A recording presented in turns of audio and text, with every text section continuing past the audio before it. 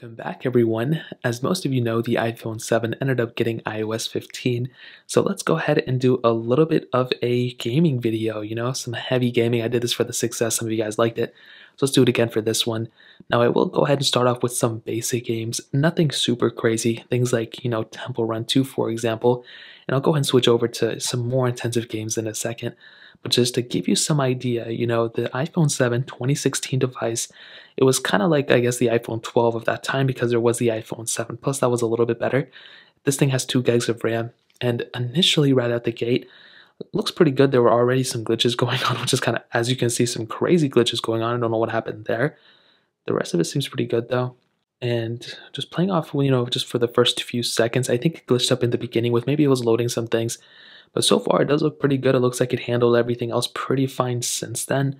If I go and take a right here, everything looks good. So I don't know if these are the highest graphics settings, but it's automatic. But it looks pretty good, and I'm pretty happy about this game.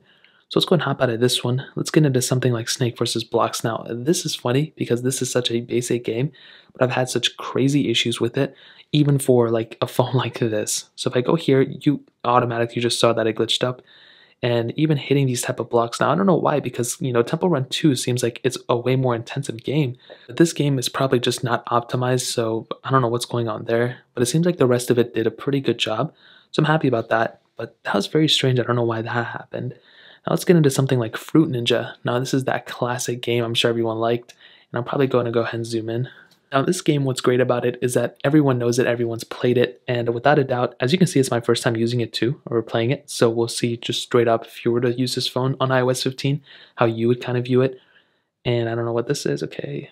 So let's play classic mode, let's get into play game, and already you can see that there's some glitches going on. Again, nothing crazy, but it was something that you automatically saw right out the gate.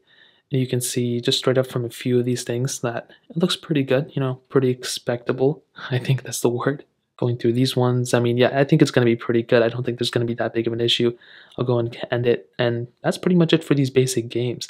Now let's get into something a little bit more intensive. Now this one is Real Racing 3.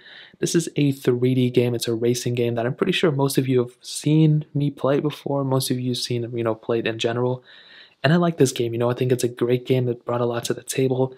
It's one of those old games too, so even from like years and years ago I've been playing it, and it's a good game, great graphics and everything. Loading times, as you can see, looks to be a little bit too long in my opinion.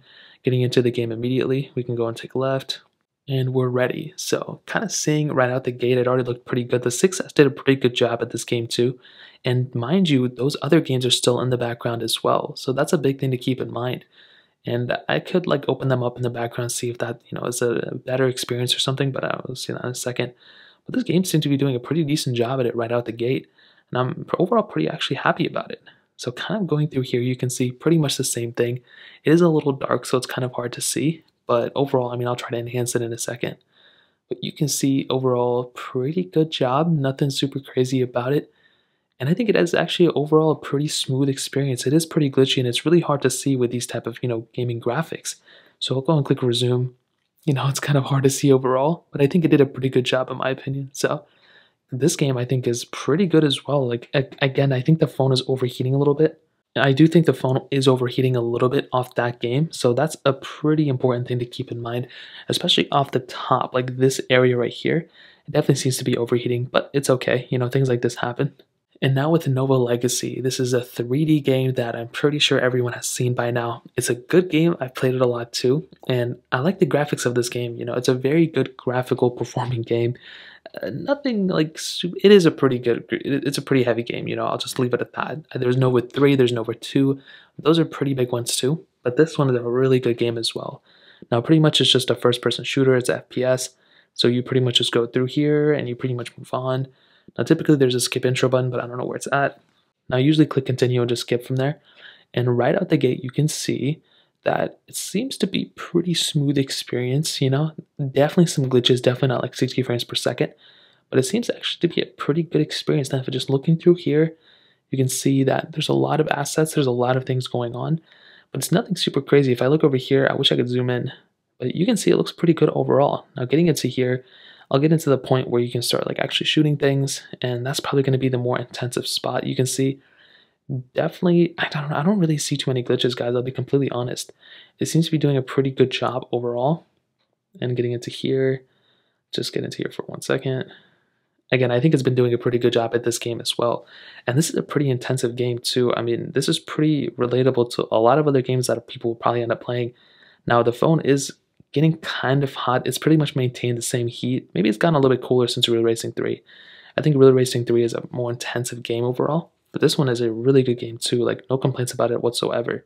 So I think overall, the iPhone 7 is actually doing a pretty good job at gaming overall. I don't think it's actually that bad. And I think it is better than the iPhone 6s that I showcased yesterday. But I think this is a pretty good game overall, and I'm actually pretty happy about it. So if you have an iPhone 7, I think it's done a pretty good job in terms of a gaming aspect. I don't think it's perfect, but I think for the most part, it's a pretty decent experience. So that's pretty much it. If you guys have any other questions or anything, let me know in the comment section below. Hit the like button, but definitely hit that subscribe button. More importantly than everything else, I love every single one of you guys. Hopefully I'll catch you guys in the next video. Peace out till then.